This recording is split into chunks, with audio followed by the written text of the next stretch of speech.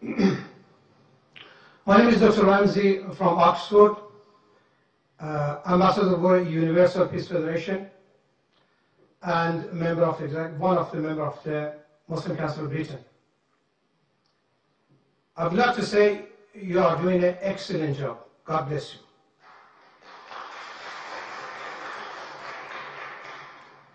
Now my question, Dr. Zakir Naik, in your opinion, is Islamophobia a real phenomenon? And if so, how do you suggest it can be tackled? Does the responsibility lies with the Muslim community, or should Western society be doing more to breach this barrier of fear? I'm talking about the fear. All phobias are fear of unknown. Thank you. The brother asked a very good question, that is Islamophobia a real phenomena? How should it be tackled? Is it the responsibility of the Muslim community to do it? Yes, there is Islamophobia, especially in this 21st century. And as I mentioned in my speech, I believe one of the major reasons for this Islamophobia is the media. And I said in my speech that the media spreads several misconceptions about this religion of Islam. I do agree it is the duty of us Muslims that we should spread the true teachings of Islam. I am aware that there are black sheep in the Muslim community. I am not saying all Muslims are 100% pious, all are good. There are black sheep in every community, including Islam. What does the media do? They pick up the black sheep of the Muslim community and they portray on the media as though they're exemplary Muslims. What we have to do is we have to portray the right teachings of Quran and the sayings of the Prophet Muhammad, peace be upon him. And if any Muslim is involved in doing acts which are against the religion of Islam, which are acts of terrorism, killing of innocent human beings, it is the duty of us Muslims that we should tell such people it is haram. There are some people who are being misguided and they have been brainwashed into saying that killing innocent human being is part of Islam. You will get reward. It's our duty as the mainstream Muslims to try and convey the right message of Islam and prevent such Muslims from being misguided. That's point number one. Point number two, it's our duty to tell the government of the country where you're living that Islam is a peaceful religion. And what I believe that Muslims should be part of the solution, they should not be part of the problem. The government should not think that Muslims are part of the problem, they should think Muslims are part of the solution. And that's the advice I even give to the police of India and the police of Bombay, and I interact with the police force very often. And I tell them that just for a few should take the Muslims in confidence. And the best is to have an interaction. I have addressed many police officers from very different countries, and we should try and have a question and answer session and remove the misconception in their mind and prove to them that Islam is one of the most tolerant religion, it's a peaceful religion, and if you know the teaching of Islam, surely the least person that you'll have to fear is fear a true Muslim. I'm not talking about the black sheep of the Muslim community. Hope that answers the question.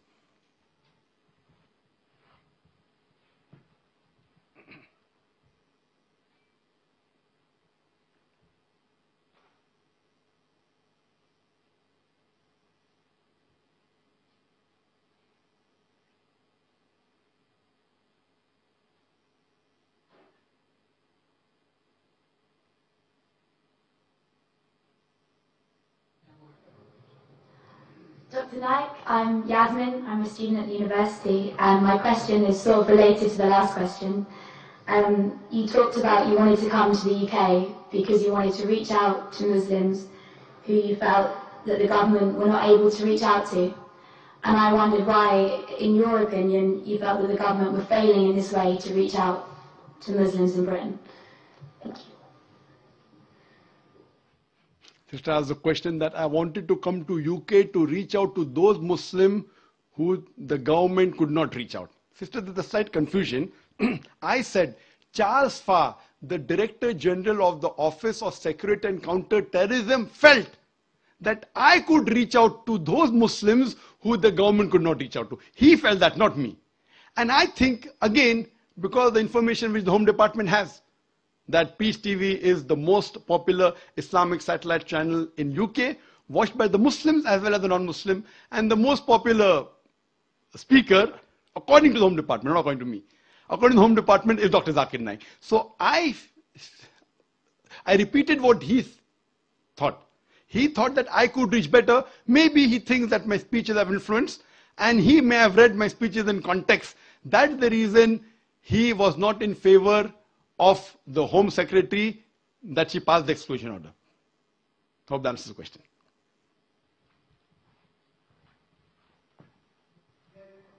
Do you think that he has a point? Do you think that,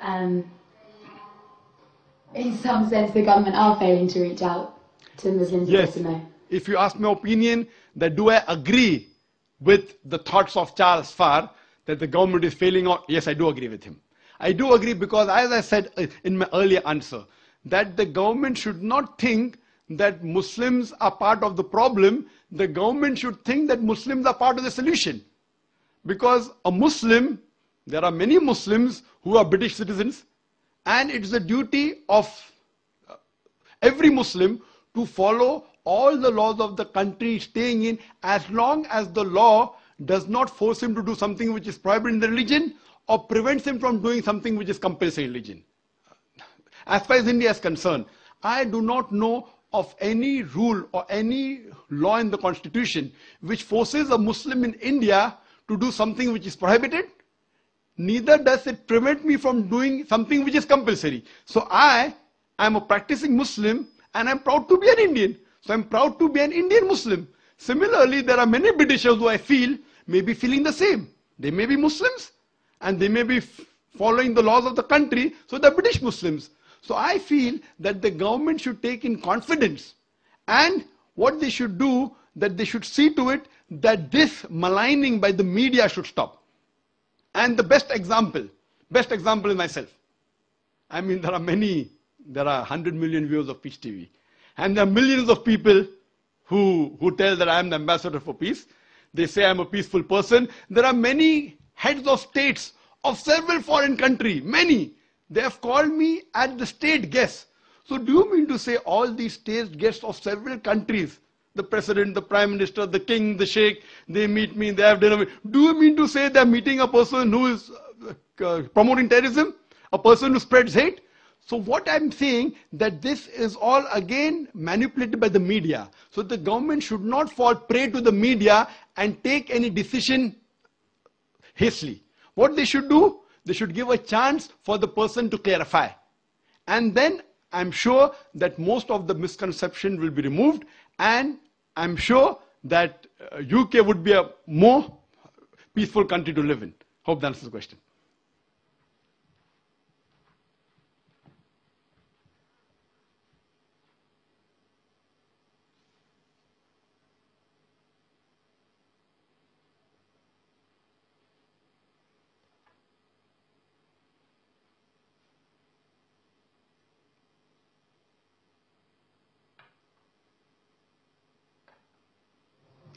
Dr. Naik, hello and thank you. My name is John. I'm a doctoral student here at Oxford, and I'm from the USA. My question has to do with persecution, specifically how former Muslims are sometimes killed if they have chosen to leave Islam, deciding that another religion is more true. For example, my girlfriend is Turkish and she lives in Turkey. She used to be Muslim, but decided to become a Christian after understanding Jesus in a new way, as God made flesh. She has had fears in the past that she may be harmed or even killed for her decision. In light of the recent attention to this matter in Pakistan with Miss Bibi and the blasphemy laws, my question is this: what are you doing, or what do you plan to do, to educate Muslims that if someone chooses to leave Islam, that person should not be killed? Well, that's a very important question. And he said that what if a person who's practicing Islamic faith changes to any other faith? Is it required that he should be killed? And all these articles that came about me, a preacher of hate, one of the point was that Dr. Zakir prescribes death penalty for those Muslims who leave their faith and they profess any other faith. Again, these reports were out of context. They took up a portion of my speech where I said that many scholars say that a Muslim who leaves this faith and professes any other religion, death penalty is the punishment. But I went on to further say that death penalty is not a standard punishment for any Muslim who leaves this faith and professes any other religion. I gave the example that once during the time of the Prophet Muhammad, peace be upon him, there was a Muslim who converted to another faith and had done some wrong deeds for which the Prophet had told they should be put to death. But later on, when Hazrat Usman, may Allah be pleased with him, he approached the Prophet and said that the man should be forgiven, the Prophet pardoned him. This incident proves that death penalty is not the standard rule for any Muslim who changes his faith. If he does some act which requires to be punished by death, depending upon the act he has done. But according to Islam and according to Prophet Muhammad, peace be upon him, according to me, death penalty is not the standard rule for any Muslim who changes his faith and professes any other religion. And that's what I've told in my talks. But unfortunately what they do, they pick up a portion of my speech from the YouTube and they show it to the Home Secretary and the Home Secretary believes it. What you have to see is in context. I'll give one more example I'd like to give. That the moment I was banned in UK, I was supposed to travel to Toronto, Canada. Immediately when the ban was effected, even my visa for Canada was cancelled. They also had a 5-year visa. And I heard on the Toronto news, it says, here the preacher of the preacher of hate. Hear what he says. And then they show my clipping. That when you beat your wife, don't beat on the face, point number 1. When you beat, you should not leave a mark on the body. Finish.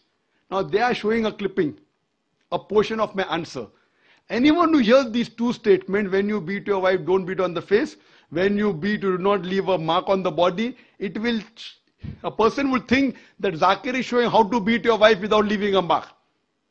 It was a portion of my answer when a non-Muslim asked the question that doesn't the Quran say that you should beat your wife? And I said the Quran says in Surah Nisa, chapter number 4, verse number 34. It says that when your wife is disloyal to you, first you admonish her. Point number 1. Admonish her first.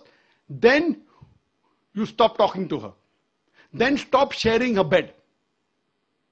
Then you can beat her lightly. The Arabic word is daraba. And when someone asked Ibn Abbas, may Allah be pleased with him, the companion of the Prophet, he said it means like beating with a toothbrush. And further the commentary says, so the Prophet said, when you beat your wife, you should not beat on the face, point number 1. Beat her in such a way that there's no mark left on the body. So this part was shown and I continued. Islam and Quran never suggest wife bashing. It means you should beat with the toothbrush lightly. In modern terminology, I said beating with a handkerchief. Just a symbolic beating, such that you don't beat on the face, even the symbolic beating, and don't beat in a way in which there's no mark left on the body. That means it's an admonition. It's just a symbolic beating. So they cut off all the portion and show only 2 sentences of mine, and they promote that Zakir is a person who's against women. So these things were also done regarding the death penalty for a person who changes the faith from Islam. But as I told you, in Islam, the standard rule is not death penalty for a Muslim who changes his faith to any other religion. Hope that answers the question.